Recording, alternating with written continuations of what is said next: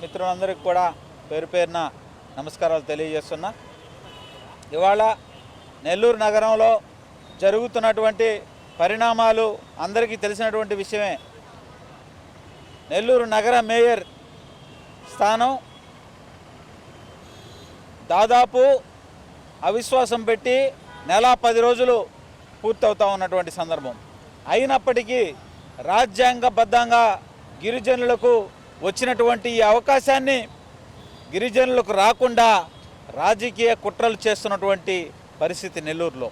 వైజాగ్లో ఇదే మేయర్ 10 రోజుల్లో నూతన మేయర్ని ఎన్నుకుంటే కనీసం నెల్లూరులో నెల 10 రోజులు జరుగుతున్నప్పటికీ కూడా ఇంతవరకు నూతన మేయర్ నోటిఫికేషన్ కూడా రిలీజ్ చేయనటువంటి పరిస్థితి. నిజంగా కలెక్టర్ గారిని అడుగుతా ఉన్నాం, ఏంది ఇది, ఈ రాజ్యాంగం ఎక్కడి రాజ్యాంగం ఇది అని చెప్పి అడుగుతా ఉన్నాం.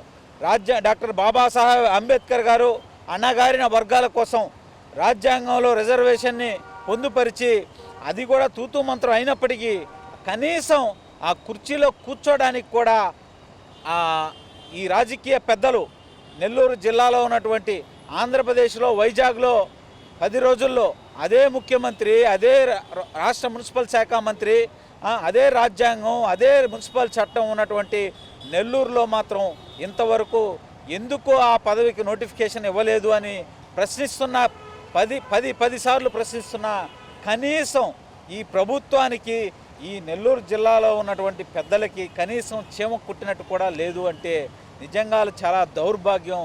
నవ్విపోదురుగాక నాకేల సిగ్గు అన్నట్టు ఈ ప్రభుత్వ పెద్దలు వ్యవహరిస్తూ ఉన్నారు. చాలా దౌర్భాగ్యం. ఈరోజు విఆర్సి సెంటర్లో ఈ నగర మేయర్ స్థానాన్ని గిరిజనులకు కేటాయించకుండా నోటిఫికేషన్ విడుదల చేయకుండా అలసత్వం వ్యవహరిస్తున్నటువంటి ప్రభుత్వ తీరును నిరసిస్తూ పాంప్లెట్ రిలీజ్ చేయడం జరిగింది. గిరిజన ప్రజా సంఘాల ఐక్య వేదిక ఆధ్వర్యంలో ఈ పాంప్లెట్ని ప్రతి గ్రామానికి తీసుకుపోతాం. గ్రామాన ఈ కూటమి ప్రభుత్వం గిరిజనుల గొంతు ఏ విధంగా కోస్తుంది, గిరిజనుల పట్ల ఏ విధంగా పక్షపాత ధోరణితో వ్యవహరిస్తూ ఉంది అనేటువంటి విషయాన్ని గ్రామానికి ఇవాళ నుంచి తీసుకుపోవడం జరుగుతుంది. అన్ని రాజకీయ పార్టీలను కూడా కలవడం జరుగుతుంది. అన్ని రాజకీయ పార్టీలను, ప్రజా సంఘాలను అన్నింటినీ కూడా ఐక్యం చేసి దీని మీద పోరాటం చేయడానికి గిరిజన సంఘాలన్నీ కూడా, దళిత సంఘాలన్నీ కూడా సిద్ధమవుతూ ఉన్నాయి. రాబోయే రోజుల్లో మేము ఒకటే ఈ సందర్భంగా అంబేద్కర్ సాక్షిగా ఒకటే ఈ ప్రభుత్వానికి హెచ్చరిస్తా ఉన్నాం. 48 గంటల లోపల నోటిఫికేషన్ రిలీజ్ చేయకపోతే రిలే నిరాహార దీక్షలు ప్రారంభమవుతాయి.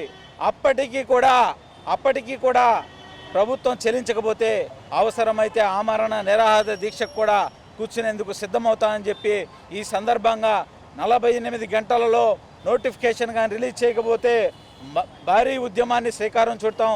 రిలే నిరాహార దీక్షలకు శ్రీకారం చుడతాం.